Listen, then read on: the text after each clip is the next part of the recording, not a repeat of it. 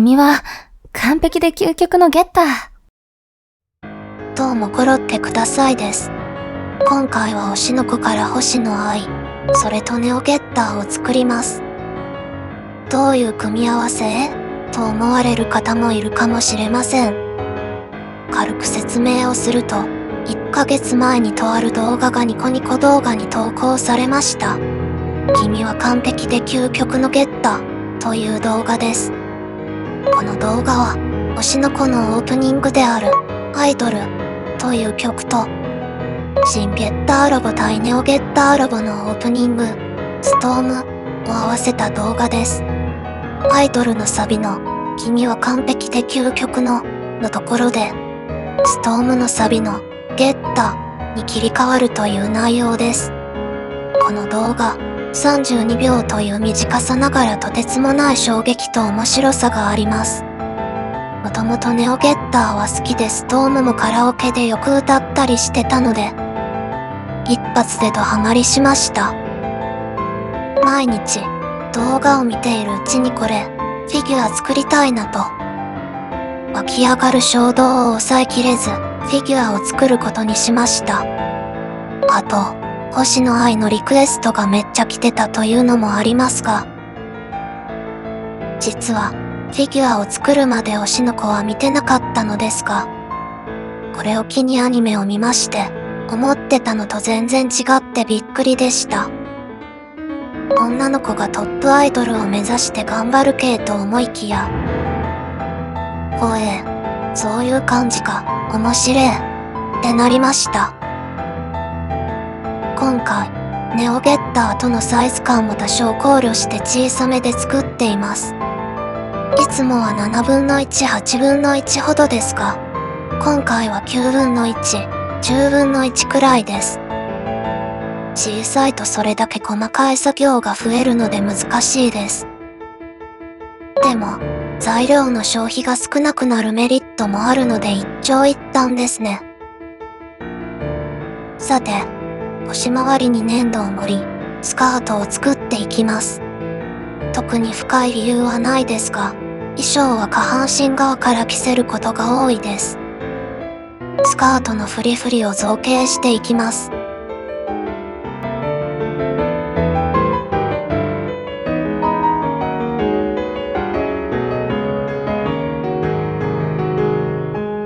焼いてスカートを固めたら上半身にも服を着せていきます。服などの薄い部分はちゃんと焼かないとすぐ割れちゃいます。ちょっと焦げ目つくくらい焼くのが安定です。まあ、この前焼きすぎて火事になりかけたんですが、右腕はこの巻いてる部分で後から分割します。またフリフリを造形します。続いて髪の毛を作っていきます。粘土を盛ります。あまり厚くなりすぎないように注意します。指で細くした粘土を1本ずつくっつけます。先の細いスパチュラで髪の流れを造形します。後ろ髪はアルミ線を芯にするとなびいた形が作りやすいです。アルミ線に粘土を持っていきます。造形する上で一番大変なのが、こういうなびいたロングヘアです。重力ってやつが、髪の毛作るのを邪魔してきやがるんだぜ。マイクも作ろうとしてたのですが、Figmaのマイクがちょうど良かったので、原型完成です。続いて、ネオゲッター1を作ります。実はロボットを造形するの初めてなんですよね。やっぱりメカ系は 3D 造形が強いイメージがあって、粘土で作るのは相当大変だろうなと不安な気持ちで作業してます。でも、初めての挑戦のワクワク、ドキドキな気持ちの方が大きかったです。メカといえば左右対称のきっちりとした形にしないとなので、ひたすら粘土とにらめっこです。頭部作ってるこの段階でもう難しすぎる。顔を焼いて固めたら土台から切り離します。アルミ線で体の芯を作っていきます。アルミ線同士は糸で巻いてから接着剤でくっつけます。アルミ線を曲げ、体のサイズ感をなんとなく決めます。粘土を盛る前にアルミ線の上にアルミホイルを巻いていきます。ネオゲッターはサイズが大きく、とんでもない量の粘土を消費すると予想されるので、中にアルミホイルを仕込んでなるべく粘土を節約します。中にアルミホイルを仕込むことによるデメリットもあるので、個人的にはあまり使いたくない方法ではあります。そのデメリットについてはおいおい説明します。上半身に粘土をどんどん盛ります。筋肉を造形するときと同じ要領で盛ってます。盛りすぎた箇所はデザインナイフで削るのですが、さっきちらっと言ったアルミホイルを使うデメリットというのがここです。削った時に中のアルミホイルが露出することが稀によくあるのだ。欲張って太めにアルミホイルを巻いちゃうと後で後悔します。そういえば、今回、ネオゲッター1を作り始めたのが5月の9日で、それから2、3、星の愛も作り終えたのが5月25日なんですが、17日間で4つも作ったのは過去一頑張ったのではないかと。今回はモチベも高かったのでかなり頑張っちゃいました。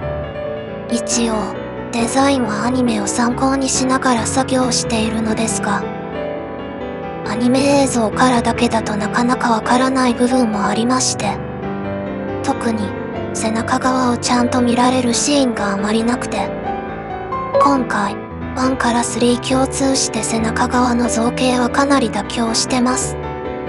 正直、こうでもしないと作業量がとんでもないことに。その分、正面側は気合い入れてしっかりと作り込んでいきますので、ここで原型をしっかり焼いて固めました。肩パッドにスパチュラで線を引きます。若干の段差になるイメージです。肩に突起をつけます。手を作っていきます。いつも手を作るシーンはそんなに動画にしてないのですが、今回は珍しくいつもより長めの手を作るシーンです。腕のトゲはプラ板を切って貼り付けます。ネオゲッター1の原型、完成です。次にネオゲッター2を作ります。ロゴ造形2つ目。造形カロリーが高すぎる。これ一つで動画1本作っていいレベルまである。ネオゲッター2の頭部は1ほど複雑な形じゃないので、そこはちょっと助かるところです。でもドリルとか大変そうだなって思いながら顔作ってます。固めたら土台から外します。アルミ線で体の芯を作ります。ネオゲッター2の中にアルミホイルを仕込みます。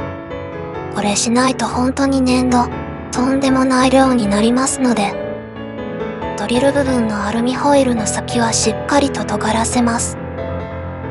アルミホイルの上に粘土を盛っていきます。下半身にも粘土をしっかりと盛ります。胴体に粘土をどんどん盛ります。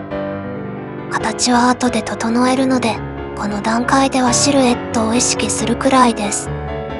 筆の柄で粘土を伸ばし、面を作ります。ゲッター1の経験から、やはり一番大事なのはきっちりとした面を作ることです。スパチュラと筆でひたすら形を整えます。肩周りを作り込んでいきます。デザインナイフで粘土を削り出します。この辺りも中のアルミホイルが邪魔でちょっと作業しづらいです。足を造形していきます。ネオゲッター2は一番スラッとしてるので、足のスラッと感は意識していきたい。面を整えます。ゲッター2は全体的に尖ってるのを意識します。大体の形ができたら細部を作り込みます。スパチュラで線を引いて、デザインナイフで削り、段差をつけていくイメージです。腰回りをトゲトゲさせます。造形の情報量を増やしていきます。目掛けは特に情報量が多ければ多いほどかっこよくなるイメージあります。ドリル部分に粘土を盛ります。デザインナイフで粘土を削ぎ落としますが、ここでもアルミホイルの弊害が、もう少し薄く巻けばよかったかもです。先の細いスパチュラで線を引きます。ドリルについてるぐるぐるをつけていきます。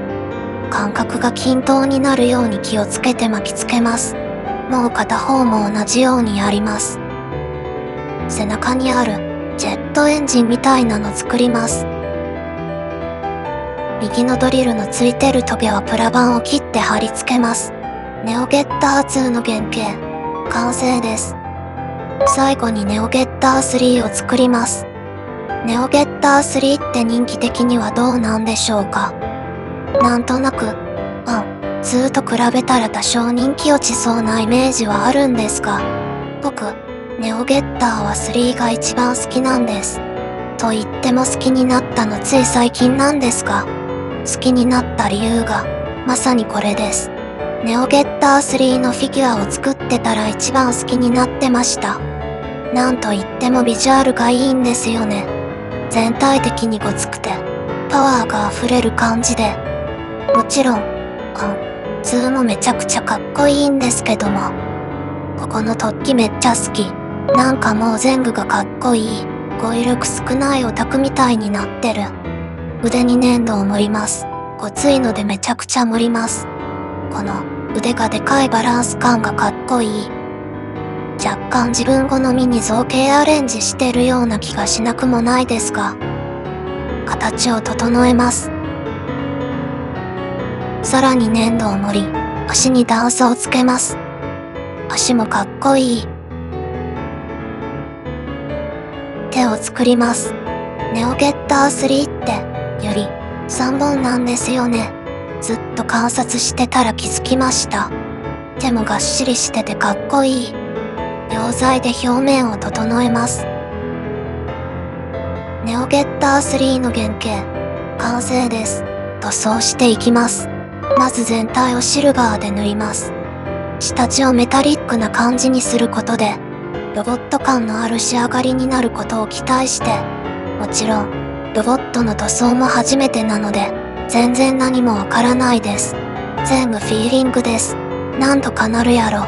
マスキングをして塗り分けをします。大きいのでマスキングはやりやすかったですね。塗る面積が広いとムラができやすかったり、シンプルに塗料の消費が多かったりもしますが、全体の色味を見つつ調整します。次にネオゲッター2を塗ります。全体に白サフを吹きます。パンと同じく全体をシルバーで塗ります。足を青で塗ります。ネオゲッター1で使った青色と同じ色です。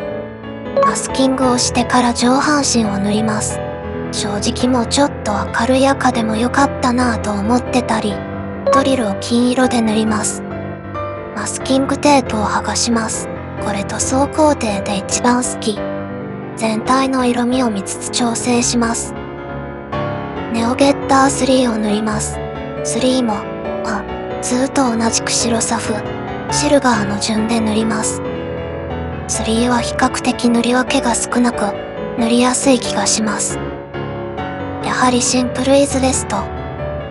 また、かっこいいポイントを発見してしまった。全体を少し緑がかった黒で塗ります。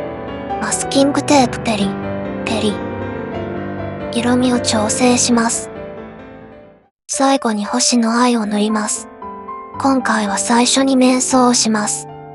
いつも面相は最後にやることが多いのですが、一番繊細で難しい作業なので、集中力が残ってる最初の方が良いかなと。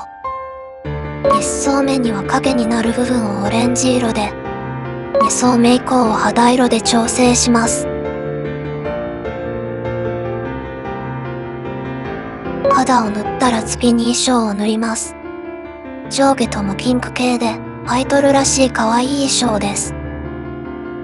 色を変える際には適宜マスキングテープを地道に貼ります。髪の毛を塗っていきます。メインは濃い紫色で、ところどころピンク色っぽくなってる感じです。影になる部分は黒っぽさ強めにします。この辺りは完成が近づいてドキドキしてくるところですが、髪の毛は妥協できないので、まだこらえろってなってます。マスキングテープを剥がします。ちゃんと綺麗に縫い分けできてるとテンション上がりますね。いよいよ完成です。